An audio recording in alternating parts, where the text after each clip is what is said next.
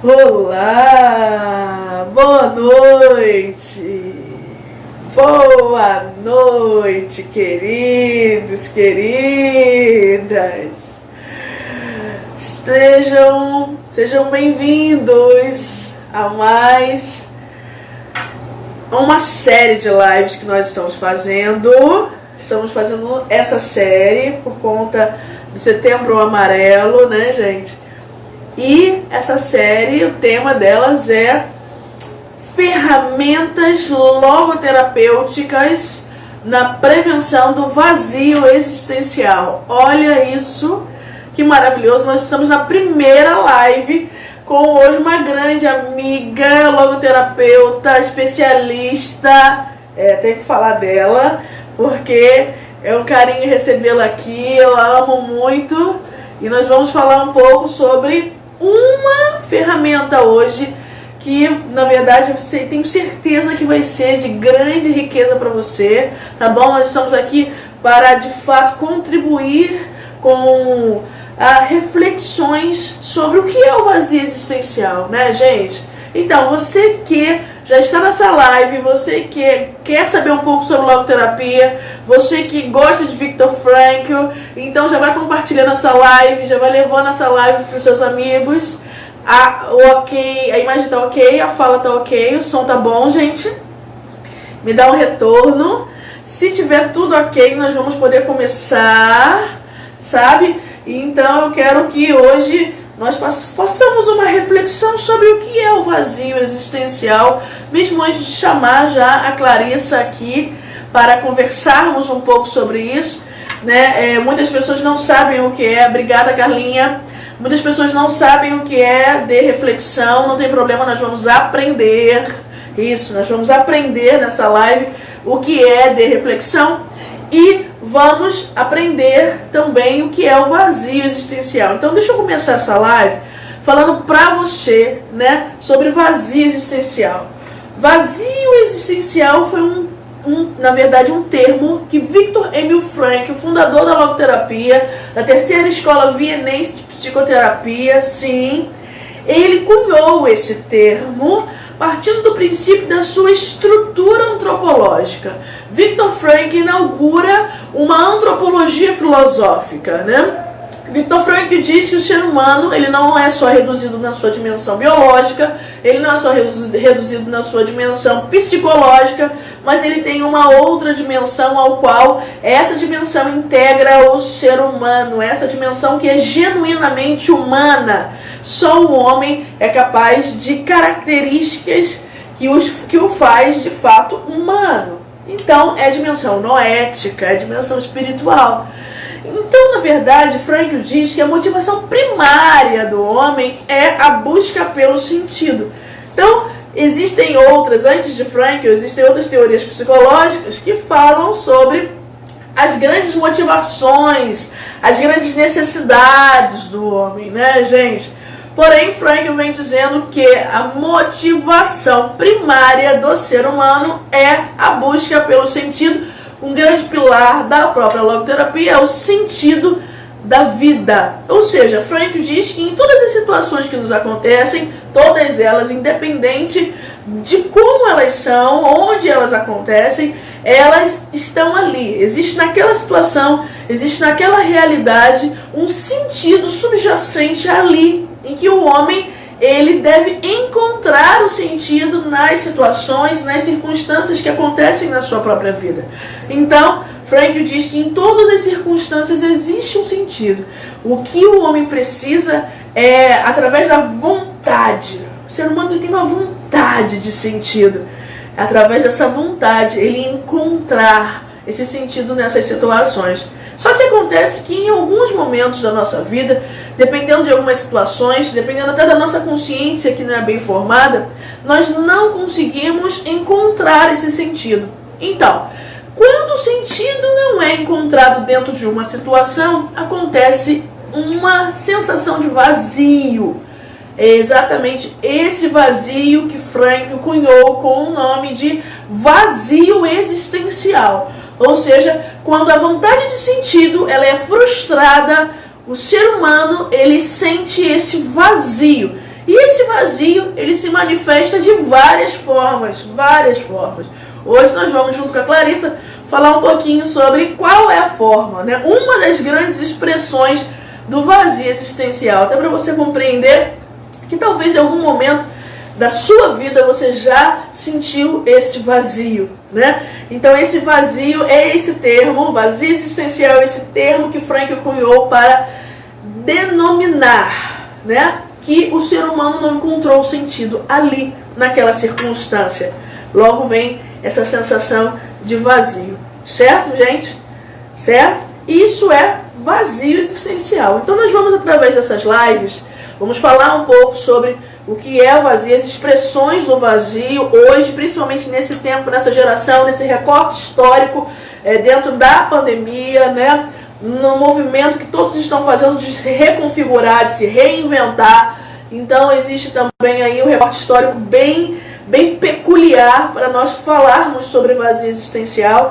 E por isso essa série de lives tem a intenção de trazer para você recursos, ferramentas da logoterapia para conseguirmos tratar desse vazio existencial. Recursos noológicos, sim, recursos da logoterapia para literalmente olharmos para nós e percebermos como nós podemos tratar isso que estamos sentindo, esse tal do vazio existencial. Deixa eu chamar aqui, deixa eu chamar a minha amiga Clarissa, que ela já está aqui.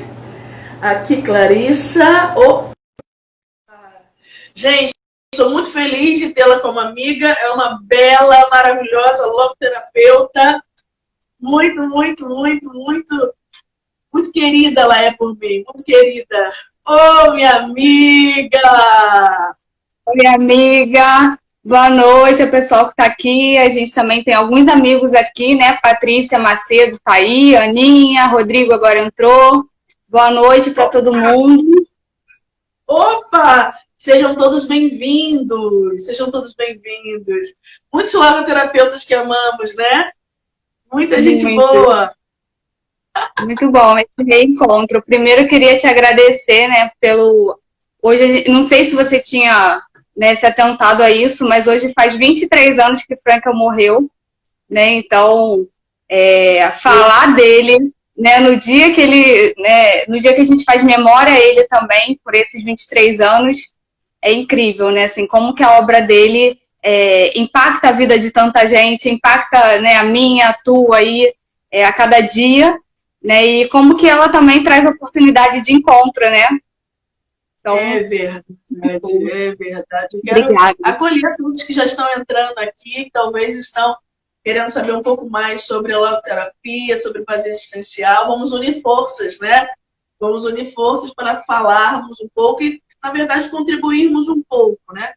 Um pouco dentro desse Setembro Amarelo, falar um pouco sobre as nossas dificuldades, né? O vazio existencial, eu falei um pouquinho agora antes de você entrar, Clarissa. Eu falei um pouco o que é o vazio existencial. Na verdade, foi um termo cunhado pelo próprio Frankl, né? Onde ele denominou o vazio como sendo esse momento onde o ser humano ele não conseguiu encontrar o sentido. E a sensação dentro do interior da pessoa, de um profundo vazio. Né? Então, o ser humano é esse ser em busca do sentido o tempo todo. Mas hoje, na nossa geração, eu até falava que, na verdade, nós temos um recorte histórico por conta da pandemia muito peculiar. Né? As nossas vidas não serão mais as mesmas. Isso, de fato, já está acontecendo. Né? Clarissa, deixa eu falar uma coisa para você, antes de te perguntar uma coisinha. Se apresenta para nós, para quem não conhece, a psicóloga Clarissa Davico. Sou Clarissa Davico, sou psicóloga clínica, né, atendo aí no consultório e atendo também, né, trabalho com pessoas com doenças raras neurológicas. Sou especialista em logoterapia e também mestrando agora na UCP, né, um caminho aí que a Lu tem muito parte nisso, né, então é isso. Rumo ao mestrado! Então, Preta, olha aí, ó. Olha a liberdade já. Deixa eu falar para você, perguntar para você, nesse tempo, quais são, na sua ótica, as maiores manifestações de vazio existencial que existe para nós, né? Porque talvez as pessoas que estão nos ouvindo, eles entenderam até a definição do vazio, do que é o vazio, mas como ele pode se apresentar para a gente, assim, no nosso cotidiano, na nossa vida, como que a gente pode perceber que eu estou vivendo um vazio existencial? A questão aí da pandemia trouxe também muito isso, né? Assim, da gente não ter uma previsibilidade para o futuro, né? A gente não sabe quando que isso vai acabar, né? Se o coronavírus vai acabar, se não. E a gente encontra muito na clínica, já encontrava antes, né? Mas agora mais por causa dessa questão também de minha vida não tem sentido, né? E muitas pessoas acabam falando isso, né? Exatamente com essas palavras, minha vida não tem sentido. Né? Então também muitas pessoas procuram os logoterapeutas por causa disso, né? Mas duas formas aí da gente né, ver a questão do vazio existencial no nosso dia a dia, né? A hiperintenção e a hiperreflexão. Né? E aí eu vou colocando, trouxe aqui uma colinha pra gente, né, para eu ir falando e vocês irem colocando aí no chat. Vou pedir a ajuda de vocês aí para colocar. Né? E o que é a hiperintenção e a hiperreflexão? Que é são duas maneiras claras aí do vazio existencial. Né? A hiperintenção é quanto mais o indivíduo mira o prazer, tanto mais ele erra. Né? Ele erra o alvo. Né? O Frankl vai falar um pouco da felicidade, que a felicidade ali não tem que ser né, o objeto que a gente corre atrás dele, né? Ele fala que é como uma borboleta, né? Que se a gente corre atrás da borboleta, a borboleta foge da gente, né? Mas ao contrário, se a gente procura realizar sentido, através desse sentido, a logoterapia tem essa visão, que através desse sentido realizado, né? Do sentido realizado que a gente vai encontrando ali o sentido e a felicidade também, né? A felicidade é fruto desse sentido realizado. E aí a hiperreflexão é uma atenção excessiva, né? E aí depois, um pouquinho mais lá para frente, a gente vai explicar o que é hiperreflexão tem a ver com a derreflexão. Né? Então, a hiperintenção é essa manifestação também no nosso dia a dia, né? De algo que é como se a gente estivesse perseguindo aquele objeto, né? E só aquele objeto valesse ali a nossa vida. Né? E aí a gente reduz a nossa vida só aquele objeto. Então tem uma hiperreflexão ali, é como se a gente colocasse só o nosso sentido numa questão e aí a gente esquece de o resto, né? E aí a gente também reduz, né, a nossa existência a um sentido só e também os outros sentidos a gente acaba esquecendo. Né? Porque se eu, a partir do momento que eu realizo sentido no trabalho, se eu realizo sentido na minha família, se eu realizo sentido diante de um sofrimento, e se eu acho que por alguma questão, né, o meu sentido está só em um aspecto, eu esqueço do resto. Né? Então, você está dizendo, Clarissa, que na verdade essa hiperintenção, a hiperreflexão na verdade, quando eu também às vezes tenho um tipo de pensamento assim, eu só vou ser feliz se eu tiver isso, né? Eu vou buscando de uma forma desmedida, eu vou buscando de uma forma exagerada, compulsiva, obsessiva, que aquilo que eu coloquei na minha mente como meta, de forma extremamente desmedida mesmo, aconteça ali, né? Uhum. E aí, na verdade, eu foco a minha vida somente num aspecto. Não é isso? Isso pode acontecer com sintomas também, né, Clarissa? Na verdade, talvez tenha algumas coisas bem práticas que nós podemos dar exemplos, assim, sobre o que seria uma hiperintenção, uma hiperreflexão, né? Por exemplo, a questão que nós falamos até do lugar onde você trabalha, né? Você também tem muito desses casos onde as pessoas, você citava quando a gente conversava, as pessoas elas se observam demais, né? Não que a autoobservação seja algo ruim, não, mas quando ela passa da medida, eu acabo ficando um tanto neurótico dentro daquele quesito, né? Quando ela vira uma hiperreflexão, né? Fala um pouco pra gente sobre isso. A autoobservação não tem nenhum problema, né? Até porque os psicólogos fazem isso, né? Quando uma pessoa tem ansiedade, a gente pede para a pessoa se observar também, né? E aí o corpo vai falando de alguma forma, olha, se a pessoa começou com um tremor mais estranho ali naquele momento, isso é normal, né? Mas quando a pessoa tem uma hiperreflexão e ela deixa completamente todas as outras instâncias ali, né? Como se a pessoa só olhasse mesmo o que acontece com ela. Né? Então, lá no hospital a gente tem, são pacientes muito graves, né? E geralmente eles chegam com com um quadro que não é qualquer, em qualquer hospital que eles encontram um diagnóstico, né? Então, as pessoas costumam chegar lá, olha, eu estou há 7 meses procurando um diagnóstico, estou há 8 meses, estou há 1 ano, né? Então, tem teste genético, todas essas questões que pro paciente ali é muito grave, né? Então, ele vai tentando, de alguma forma também, já chegar, né, com todas as observações. Mas, às vezes, ele observa tanto que são observações que não tem nada a ver, né? Assim, que ele sente, mas que ele sente por causa dessa hiperreflexão. Né? Agora eu tô mais ansiosa porque eu tô, né? A gente está aqui numa apresentação. Mas eu não tô percebendo, né? Como é que tá minha mão, como é que tá minha boca, como é que tá meu olho. Né? E as pessoas que têm essa hiperreflexão acabam fazendo esse movimento. Né? Nossa, minha mão tá tremendo demais, meu olho tá tremendo demais. E acabam percebendo coisas que, por vezes, são inconscientes. Né? A gente falava um pouco também da história da centopeia, né?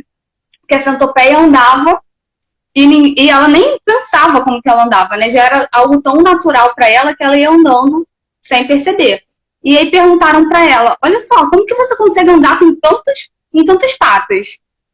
E aí ela morreu de fome. Né? E aí o Frankl, ele fala isso nesse livro, A Vontade de Sentido, e ele pergunta, será que não foi hiperreflexão? Porque ela passou a se observar tanto, que naquele momento ali, ela já não conseguia mais andar. Né? Então, os pacientes ali do hospital, eles têm isso, assim, de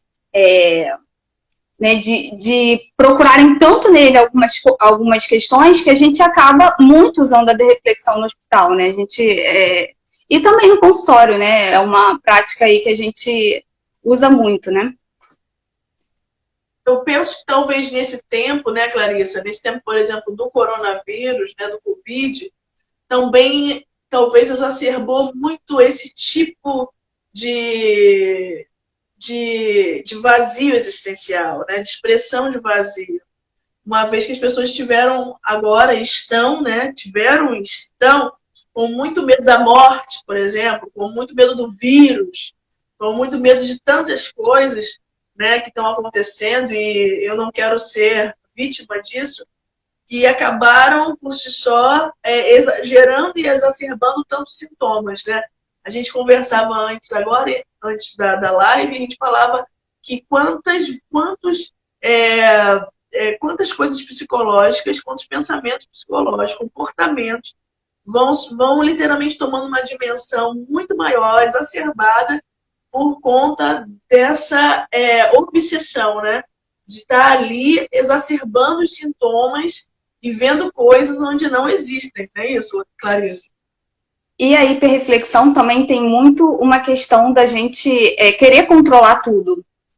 Né? E ali no começo da pandemia teve muito isso, né? Da gente, olha, eu passei por isso, né? Assim, meu Deus, como que vai ser? Como que vai ser com os meus pacientes? Como que vai ser no hospital? Como que vai ser na minha casa? Se a moça que vinha aqui limpar não vem mais, né? Como é que vai ser com os meus parentes? Quem vai morrer? Quem vai viver? Então, isso foi aflorando muito na gente, né? Mas aí também está um momento que a gente precisa fazer uma reflexão, né? E a gente lembrar, né? Quais são os outros sentidos que eu preciso realizar nesse momento, né? E aí, com a pandemia, a gente sabe, né? E Setembro Amarelo está aí, que bom por isso, né? E a gente sabe que teve aumento de depressão, né? A gente sabe que teve uma ansiedade antecipatória, né? Tinha um medo real, né, um objeto ali para ter um medo real. Lógico, ninguém está falando aqui que o coronavírus não existe, né, mas tantas coisas foram tão, né, era tão massificado e a gente só pensava nisso no começo, né, que a ansiedade antecipatória aumentou muito aí também nesse período, né, de o que eu vou fazer, como é que vai ser. Na verdade, a gente, né, o Frankl fala muito disso, né, da imprevisibilidade da vida. A gente não sabe, né, como que eu brinco com meus pacientes lá do hospital, eles falam assim: doutora, pelo amor de Deus, cruz credo, não fale isso não. Eu falo: olha, eu posso morrer antes, né? O Frankl fala muito isso, né? Olha, a gente não sabe, e essa transitoriedade da vida é que faz a vida ter sentido, né? Que faz a gente ter essa realização do sentido, né? Essa urgência pela realização do sentido. Então ele fala: não, a gente poderia... para que eu vou fazer um mestrado agora, se eu posso fazer daqui a 500 anos? Eu vou ficar viva daqui a 500 anos. Né? Então, essa urgência aí, mas a questão da pandemia foi muito, né, aumentou muito a questão da depressão, do suicídio, até do próprio suicídio, né? Quando a gente, quando tem essa hiperreflexão e aí a nossa vida, né, vira somente um aspecto, né? Assim, uma decepção amorosa, por exemplo, também, né? Quando há uma decepção ali, uma frustração ali, e se eu também não tenho outros sentidos, né? Eu tive uma decepção amorosa, né? Tenho o problema do coronavírus, mas eu tenho outros sentidos a serem realizados. Quando eu não tenho esse pensamento, a minha vida acaba mesmo, né, indo no encontro do vazio existencial, de verdade, né? Assim, um vazio existencial permanente também, né? Que é normal que ali naquele momento a gente, de alguma forma, né, consiga, assim, tente, né, olhar a vida de uma maneira diferente, mas eu preciso, né, a questão da criatividade, eu preciso olhar ali e ver outras possibilidades, né, a minha vida tem outras possibilidades, tem outros sentidos a serem realizados, que não só o que eu tô vendo. A partir do momento que a pessoa não vê isso, é difícil para ela também, né? Bom, falamos de dois conceitos importantes, né? Que foi da hiperintenção e da hiperreflexão. É uma busca exagerada e uma reflexão exagerada, uma tensão exacerbada sobre um ponto, né? Um ponto, um lugar da minha vida, um sintoma, né? Mas o que você considera, como Frankl, na verdade, considera, qual é a definição de reflexão? Vamos lá, então, o conceito.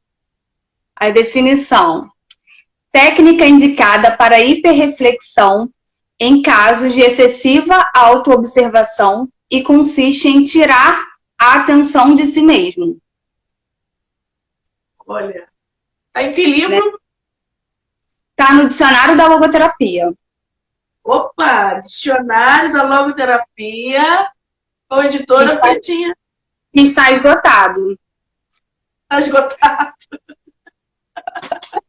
Eu tenho o PDF, mas está esgotado. Só em Buenos Aires a gente consegue. Não está nem esgotado, mas aqui no Brasil não vende, né? Mas a dereflexão, né, quando a gente chega e tem um paciente com a hiperreflexão, que a gente identifica isso no paciente, como que a gente, né, consegue que o paciente tire ali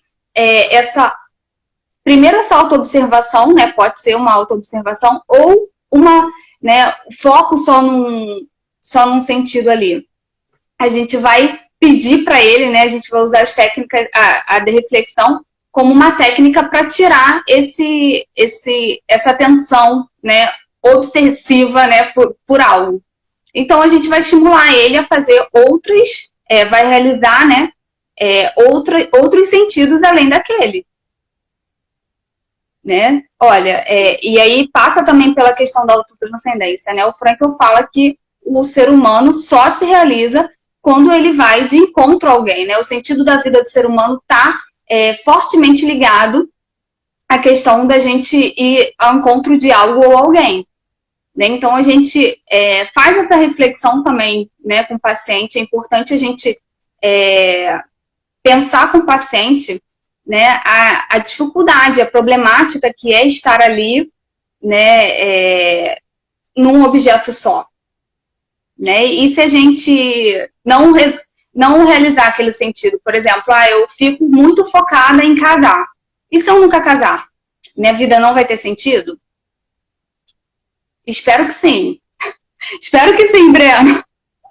Mas é aquilo, a gente precisa, né? Ou então um trabalho, né? Assim, na questão aí da pandemia.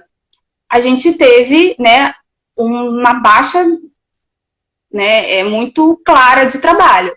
Se a pessoa coloca, né, toda a atenção dela naquele trabalho, olha como é que é difícil, né, esse momento aí de desemprego. Né, e ela passa a resumir a vida dela ao trabalho. Né? Então, como que ela se vê diante das pessoas? Né? Por exemplo, como um pai de família que pensa muito na questão, né, de botar dinheiro em casa, né, para os filhos né, terem a questão da comida aí, que é importante. Mas se o pai de família esquece que tem outros, que ele representa outras questões para a filha, né, para os filhos, ele acaba sucumbindo. Né? Então, como que é importante a gente lembrar a pessoa também, né, de aquela questão, né, de olhar para o próprio umbigo. Não, né, eu preciso ir ao encontro do outro. Né? E na reflexão a gente chama o paciente a fazer isso. Né? Tá bom, mas quais são as outras realizações aí quais são os outros sentidos que estão esperando a serem realizados? Né?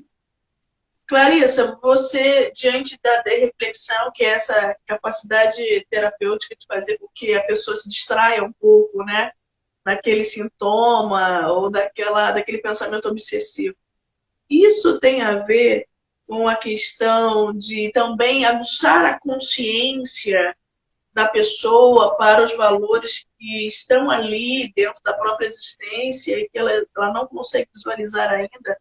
Talvez aquele termo que Freud diz de afinar a consciência, né, de educar a consciência, para que ela possa hoje ter uma percepção maior do campo, né, aumentar o campo perceptivo dos valores que estão ali ao redor dela e ela não está conseguindo perceber que eles existem, estão à disposição para serem realizados.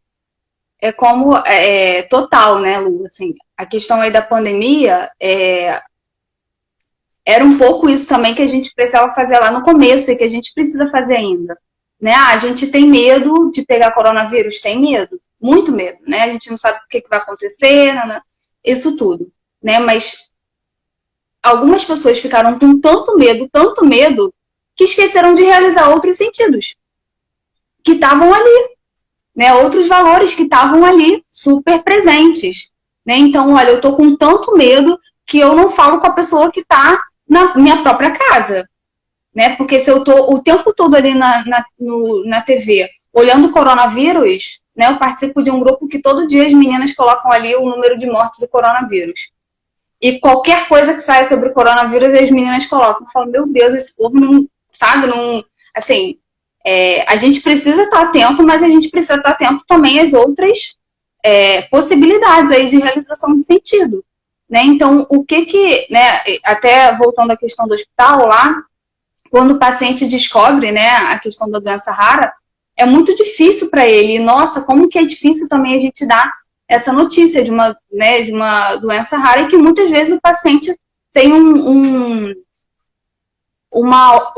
tempo ali de vida estipulado, né? Assim, olha, teoricamente são 2 anos, né? Teoricamente é 1 ano. Então é muito difícil a gente dar essa notícia para o paciente, mas ao mesmo tempo, né, eu convido a eles o que a gente pode fazer hoje.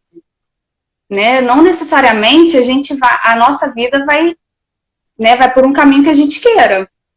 Né? Ninguém queria estar na pandemia, né? Mas faz parte também da vida a gente aceitar o que a vida traz pra gente, né? E ter a criatividade também de, olha, quais são os outros sentidos que eu posso ver aqui, né? Que eu posso aguçar aqui, que eu posso...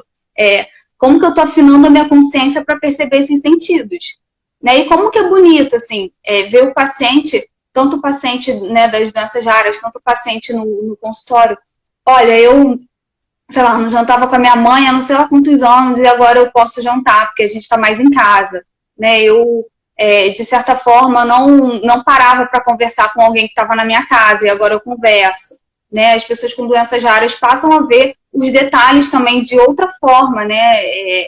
Dá uma importância aos valores de verdade, né? Assim, ó, ao que nos é pequeno, mas que é importante.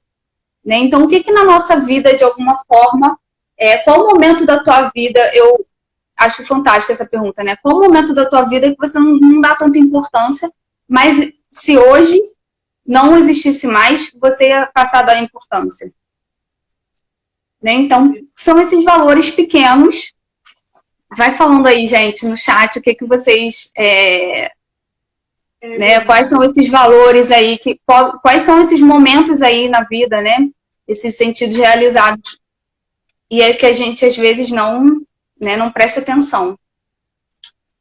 Enquanto você estava falando, e você estava falando sobre criatividade, o link sobre esse padrão disfuncional que é o próprio pensamento obsessivo, quanto mais ele está ali, né? Quanto mais eu fortaleço e alimento o pensamento padrão, esse padrão disfuncional, que é a obsessão, quanto mais eu sou tolhido ou tolhida na minha criatividade. Acho que foi isso que você também foi deixando bem claro agora, quando você foi falando que o ser humano é um ser criativo, e criatividade é uma característica peculiar da dimensão espiritual do homem, né? Então, quando você fala que cada vez mais o homem alimenta a obsessão sobre algo, mais ele se torna menos criativo, as possibilidades que ele tem de se reinventar. Acho que foi tudo isso que a gente fez esse tempo, né?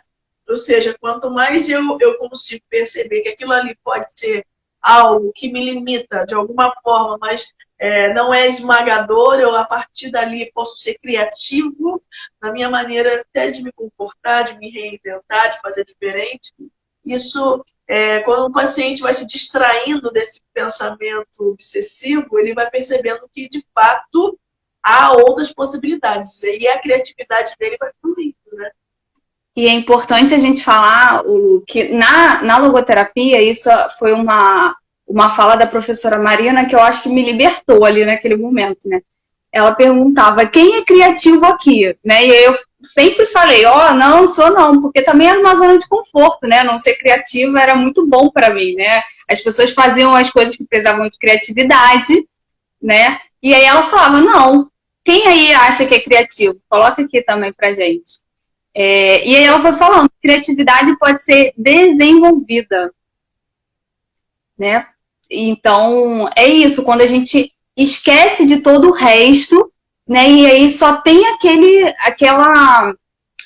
objeto ali, né? Por exemplo, uma pessoa, né, de novo a questão do emprego. Uma pessoa que saiu do emprego trabalhava como telemarketing. Né? Se ela acha que ela só consegue trabalhar com telemarketing, ela vai ficar nessa, né? E vai ficar remoendo.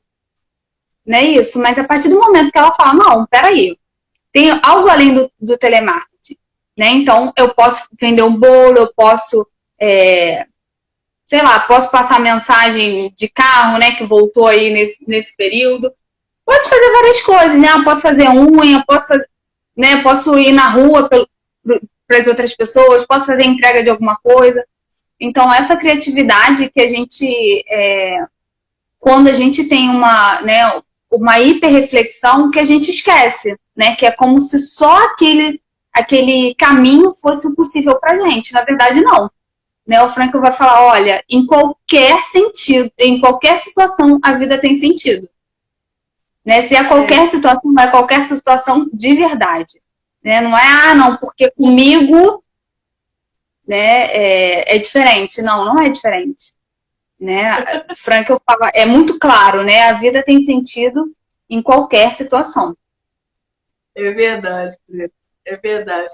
E graças à dimensão espiritual, né, Frank deixa isso bem claro, porque por trás de qualquer teoria psicológica existe uma cosmovisão, uma antropologia. Graças à dimensão noética ou espiritual do homem, o homem tem esse recurso, né, o recurso humano que você acabou de dizer, que é a autotranscendência. Né? Ele tem esse recurso em si. né? Talvez ele só precisa descobrir isso, que ele pode, na verdade, se realizar enquanto pessoa, se distraindo dele mesmo por várias vezes, né? E percebendo o quanto é muito mais saudável, o quanto mais na verdade, o quanto ele fica mais satisfeito, não em fazer coisas para si, mas servir aos outros, né? Servir isso. Então, aprender como você dizia, né? Aprender a ir ao encontro de outras pessoas, aprender a estar atento às necessidades das outras pessoas, o quanto isso vai me desfocalizando, né? Vai desfocando de mim aquelas exacerbações, né? Ou até mesmo eu vou, durante o caminho que eu estou indo em direção ao outro, eu vou construindo as minhas coisas, né? Eu vou construindo o meu próprio caminho, né? E é lindo perceber o quanto o recurso humano da autotranscendência é algo que trata desse vazio, né? Trata dessa hiperreflexão, dessa busca exagerada por um aspecto só.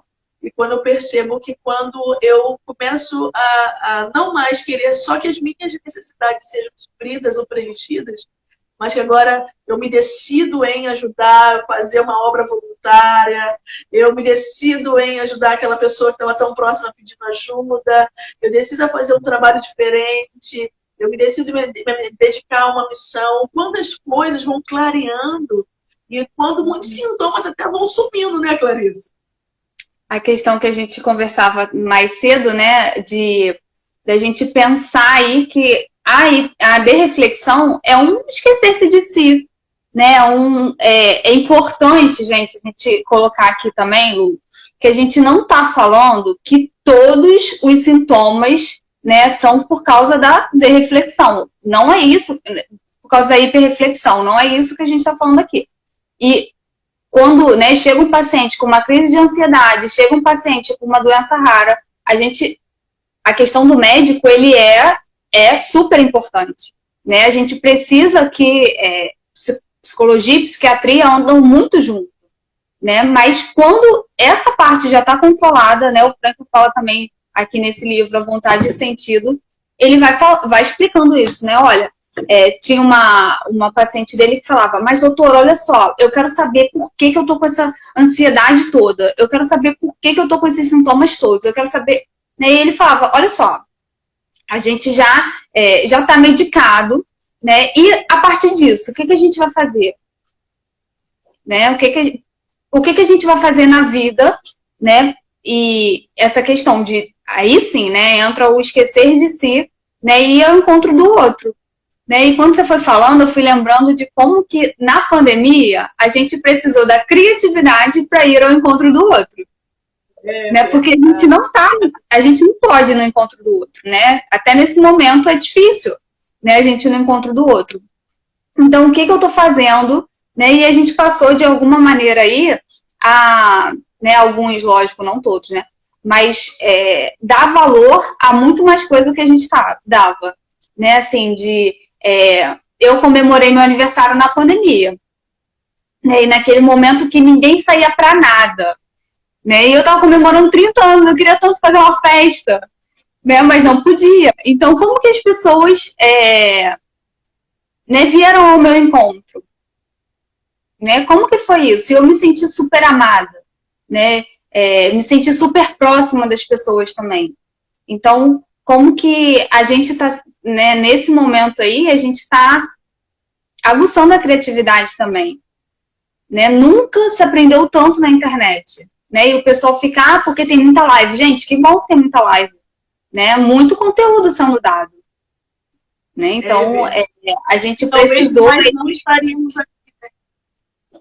Não estaria. Eu estaria no consultório, no shopping ali que eu atendo, e não no consultório da minha casa. Né? Eu precisei ser criativa também nesse momento. Não, peraí, o que eu vou fazer? Então, tá bom. Então, vou construir um consultório na minha casa. E vou continuar atendendo daqui. Né? Então, como que a gente precisou ser criativo para também praticar autotranscendência?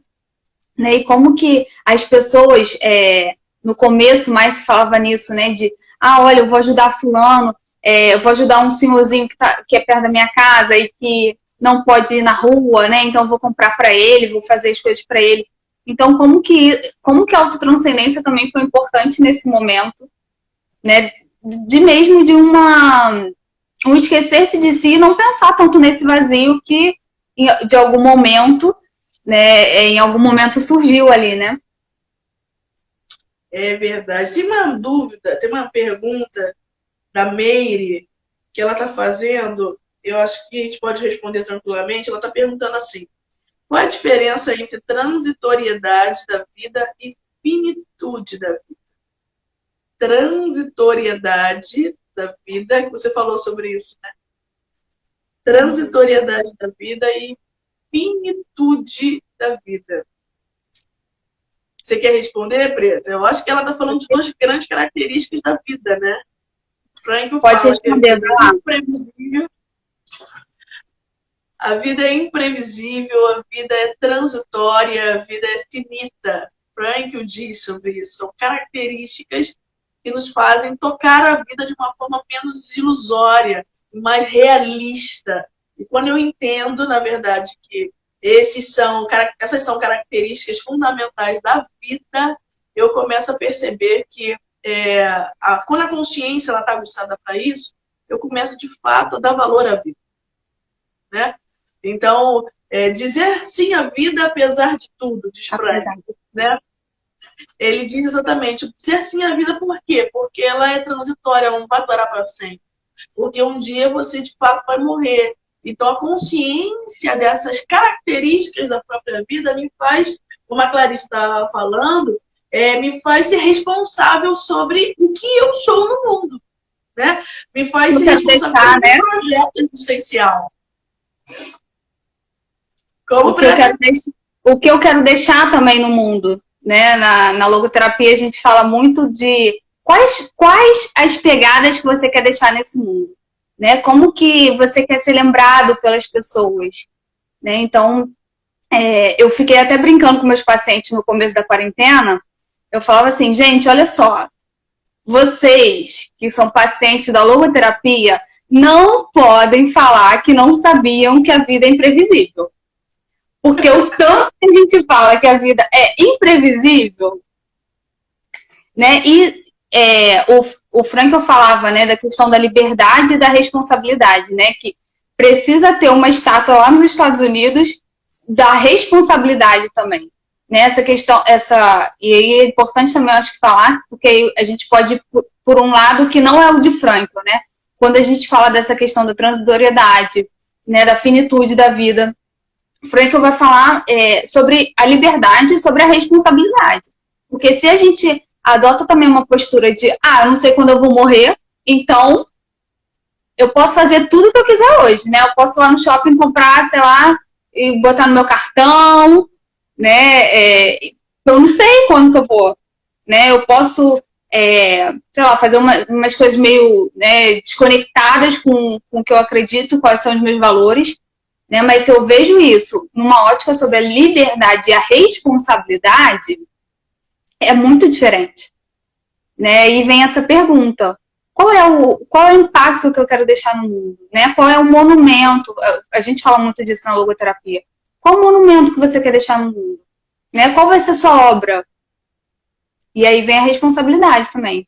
Né? Como que você quer ser lembrada? Como que você, Michele? Como que você, né, Patrícia, Rodrigo, Elizabeth, Breno, como que vocês querem ser lembrados?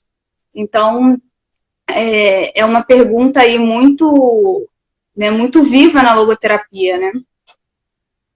É verdade, Preta. Muito engraçado que você foi falando essa questão da transitoriedade, o quanto Frank diz que nós somos responsáveis em encontrar esse sentido, né? E nos faz exatamente nos colocar no nosso lugar, né? Peraí, se eu estou sentindo esse vazio, eu preciso de fato, na verdade, aguçar a minha vontade de sentido. Existe um sentido ali que eu não encontrei, existe algo que precisa ser preenchido, né? Então, na verdade, tem algumas situações que apelam para a vontade de sentido, né, Clarissa? Cada vez mais. Né? E quando a consciência está aguçada para isso, cada vez mais eu sinto desejo de encontrar esse sentido e eu vou trilhando os caminhos para que isso fique claro para mim, né? Porque há ali, dentro daquela situação, algo que eu não encontrei ainda, né? Existe ali um aprendizado que eu não encontrei. Lembrando que o sentido sempre está fora da gente, né? Então, na verdade, o caminho do sentido nem sempre é o caminho mais fácil. Geralmente, às vezes, é o caminho mais árduo, é o caminho de autotranscendência, é o caminho onde você sai de você mesmo, vai em encontro de outra pessoa, ou que você olha aquela situação e já não perceba como obstáculo, mas perceba como possibilidade de vida, né? Não, aquilo não veio para me esmagar, veio para me ensinar.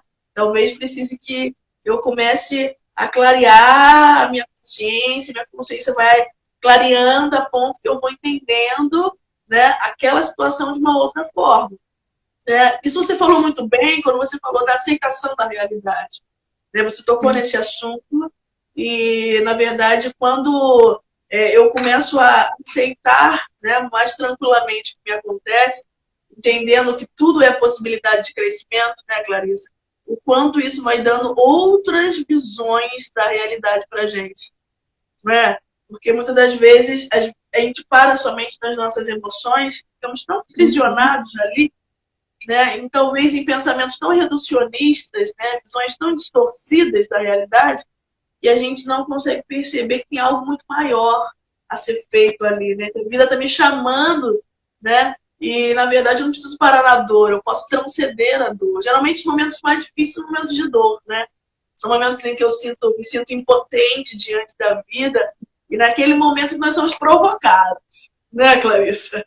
Aí, Lu, você falou, né? Eu fui, até anotei aqui para não esquecer, dois pontos que eu acho muito importantes. Primeiro, quando a pessoa, né, começa a atender em logoterapia, é muito difícil, porque quando a gente fala de sentido, né, a pessoa tem que encontrar, né, o paciente tem que encontrar. Né? Então, e às vezes a gente quer dar o sentido para o paciente. Né? Como se fosse assim, meu filho, você não sabe, não está claro para você que o sentido é para o outro lado? Né? Mas esse não é o papel do logoterapeuta.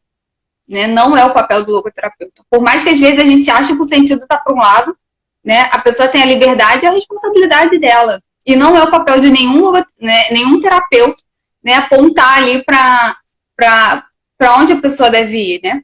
Então, esse é um desafio, né, aí, porque aí a gente às vezes quer, como se a gente fosse guiando o paciente, e essa não é a intenção de verdade, né? O paciente que tem que encontrar o sentido, e muitas vezes, né, a gente vai precisar, o paciente vai precisar de muitas sessões até ele encontrar um sentido, né? E tudo bem por isso, a gente tem que respeitar isso, né? A gente tem que ir tentando que ele aguce a consciência dele, mas o terapeuta nunca pode dar o sentido para o paciente, né? O paciente que encontra o sentido, né, ali na vida dele. E outra questão aí, quando você falava do sentido ali no sofrimento, né?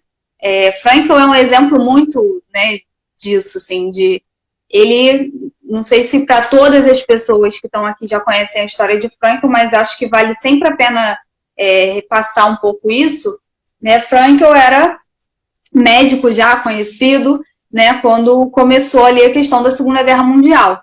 E ele recebeu a oportunidade de sair de Viena, né? Só que para ele sair de Viena, ele só iria com a esposa e com o filho que estava na barriga dela, né? E deixaria o pai para trás, deixaria a mãe, né, os irmãos. E Frankl, é lógico, né, que naquela possibilidade, naquela realidade ali, qual era a coisa mais fácil a se fazer? Vou pegar minhas coisas e vou embora, né? Eu não quero passar por um campo de concentração. Mas Frankl ficou. Né? Ele aguçou a consciência dele e ele falou, não, eu preciso ficar aqui. O meu lugar é aqui. Né? O meu lugar é aqui com a minha família. Né? E óbvio que ele sabia também que ele estava escolhendo, de certa forma, ir para o campo de concentração. E foi, né? Perdeu o filho, né? Não chegou a nascer, perdeu a esposa, né? Perdeu muitos familiares, saiu do campo de concentração, foi um período difícil também, tem uma carta que ele comenta isso, né? Com os amigos, que como que estava sendo difícil ali esse momento de retomada, né? Assim, a esposa, né, tentando recuperar ali a questão do emprego, tentando se entender, né? Porque a pessoa sai de um campo de concentração, olha como é que, né? Como que a pessoa deve ter saído. E aí ele foi, né, praticando ali, vivendo a logoterapia, né? Um logo vivente aí, o primeiro logo vivente. E foi entendendo que a vida dele também passava pelo do outro, né? E aí ficou no hospital, né? Trabalhando ali no hospital, dava aula, começou a lançar livro, né? Então, mais do que nunca, né? E aí também no 23 anos de morte dele, a gente lembrar isso, né? Que não é... A gente não fala, né? Esse sentido no sofrimento de uma maneira... de uma maneira leviana, né? Mas de uma maneira muito concreta, né? Assim, a gente conversa muito sobre isso na logoterapia, né? De como que ele pôde sair correndo e como que ele escolheu ali o sofrimento porque ele queria, né, ficar ali e realizar o sentido, né? Eu penso que a vida de Frankl nos demonstra esse recurso noológico que nós estamos dizendo hoje, que trata, né, desse vazio, como expressão que nós estamos dizendo hoje, da hiperintensão ou a hiperreflexão, né? A vida de Frankl é uma autotranscendência. Esse recurso, né, noológico, ele de fato entendeu e diz isso em suas frases, que o quanto a felicidade está exatamente aí, né? Nesse lugar onde eu consigo olhar para o mundo, olhar para as pessoas e perceber o quanto eu posso servi-las e me colocar à disposição, ofertando a própria vida. Frank fez isso de uma forma concreta dentro do campo de concentração. E eu penso que isso é um caminho, né? Um caminho de sentido para aqueles que hoje estão nos escutando e talvez tenham algum tipo desse vício, né? Desse vício patológico, desses comportamentos obsessivos, compulsivos, né? Talvez essa teimosia em ficar parado no lugar, né, Clarissa? Martelando a cabeça no lugar, né? Que isso precisa acontecer, e não tira da cabeça, e roda, e dorme com aquilo, e acorda com aquilo, né? Tem vezes que, de fato, nós precisamos ter determinações em nossas vidas, né? De focar, né? Mas tem coisas que nos fazem tanto mal, que de fato é vício mesmo, né? Os pensamentos compulsivos, obsessivos, Frank fala até das questões dos transtornos sexuais também, né? O quanto isso é um vício, de fato, que precisa ser tratado, né? E hoje você trouxe a vida de Frankl aí como um grande exemplo concreto de autotranscendência, uma possibilidade de você entender que existe sentido, e esse sentido não está dentro de você, em você ficar olhando as suas próprias necessidades ou aquilo que hoje te causa dor, né? Mas o quanto nós ficamos mais leves e mais preenchidos de sentido quando sabemos fazer isso pelos outros, né, Clarissa? Eu acho que você explicou de uma forma fantástica. Você foi falando, eu fui lembrando também, como não lembrar, né, de São Maximiliano Kolbe, né, que estava ali também no campo de concentração e, né, vendo um pai de família muito, né, vendo uma pessoa muito transtornada porque ia morrer, né, ele pergunta, por que você está tão transtornado? E aí a pessoa fala, né, eu tenho filhos, eu tenho uma esposa, e aí São Maximiliano Kolbe se oferece para ir, né, para viver aquele momento dele, né? Assim, então tá bom, então eu vou morrer no seu lugar, né? E dizem ali que foi uma morte para todo mundo diferente, né? Porque as pessoas, de alguma maneira, São Maximiliano também ajudou as pessoas que estavam ali morrendo também com ele, né? E quando eu escutei essa história, eu fiquei muito impactada, sabe? Eu falei, gente, como que, né? Para algumas pessoas ali a vida era,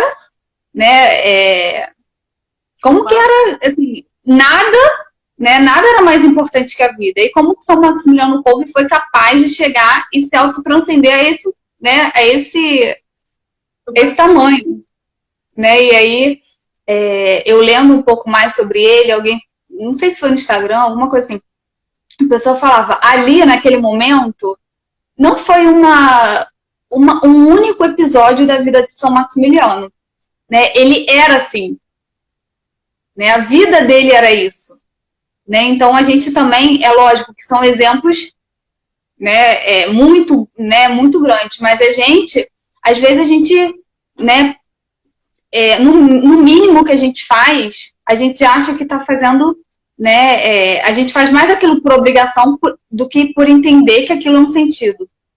Né? Então, como que a gente, primeiro que a gente pode ir desenvolvendo também isso, né? Olha, como aguçando a consciência, né? De olha, o que é o sentido aqui que eu posso realizar, né? E realizar de uma maneira plena, né? E realizando os sentidos, que aí chega numa hora dessas, a gente pode realizar um sentido maior, né? Um sentido maior não, né? A gente pode responder nesse momento que o sentido, né, é algo muito diferente, e a gente já passou por isso na nossa vida, né? Lógico, eu não dei minha vida por outra pessoa, eu não escolhi ficar, né? Mas a partir do momento que a gente escolhe ficar, né, do lado de uma pessoa numa situação muito difícil, né? A partir do momento que a nossa família passa por um problema muito difícil e a gente escolhe estar ali próximo, né? Quando um paciente também chega com uma história muito difícil, a gente sabe que tem profissional que não quer atender e não vai atender. Né? Então, como que também na nossa carreira, na nossa profissão, a gente pode fazer essa autotranscendência, né? De ir ao encontro do outro, né? Não focar só em si, né? Detalhes, né? Os pequenos detalhes, né? Você tocou numa coisa muito... Nós já estamos acabando, né? Mas você tocou numa coisa tão importante que foi sobre a obrigatoriedade, sabe? E quando nós fazemos dessa forma, nós não entendemos nada. Nós não sabemos os paraquês, né? Porque aquela frase de Nietzsche, que Frank parafraseia, né? Quem tem porquê suporta qualquer como, é porque os meus paraquês precisam estar bem claros na minha consciência, né? Senão eu só faço de forma obrigatória. E chega num determinado momento que sou eu e a minha consciência, né? E ali eu preciso decidir. Então, se talvez eu já não tenha aguçado nos pequenos detalhes essa autotranscendência, chega num determinado momento eu não consigo decidir com clareza de para quê, né? Para quê? Qual é a minha missão nessa terra? Se você não vai aguçando, né, você nem sabe quais são os seus valores. Você nem sabe o que é importante para você. Né? Então, você fica ali, né, no teu vazio existencial ali, né, no que não é importante. Então, quando a gente faz esse trabalho sempre ali no dia a dia, né, o sentido da vida, né, qual o sentido nessa situação? Quando a gente faz esse trabalho, né, a gente consegue de uma maneira maior também decidir, porque aí a gente está ali de uma maneira muito presente, muito próximo aos nossos valores, né? É verdade. Ah, eu amei. Também. Existem 31 pessoas aqui com a gente.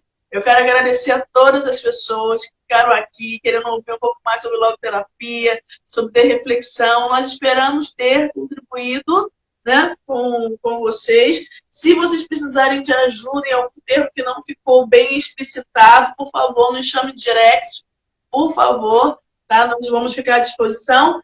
Qual é o seu perfil para as pessoas? @psiclarissadavico. Obrigada de novo, Lu. Você sabe que para você sempre sim, sim, sim, sim, sim, né? Assim como você me fala um sim incansável, né? Quando você estava falando aí da realização de sentido e da obrigatoriedade, né? Eu ficava pensando como que você é essa pessoa que, né, realiza sentido e de maneira nenhuma você faz esse sentido uma obrigatoriedade, né? Tá sempre com esse sorriso no rosto, pode ser 1h da manhã, 2, 3, tu tá aí com esse sorriso no rosto, né? Então, muito obrigada pela confiança, pela oportunidade, obrigada a todo mundo também, obrigada pelos feedbacks aqui, e é isso, tamo juntas sempre. Tamo junto. Um abraço na alma, minha amiga, te amo. Beijo, também te amo. Beijo, gente. Tchau. Boa noite. Amanhã tem Sônia Nascimento falando sobre diálogo socrático. Nós esperamos você. Tchau, gente. Tchau.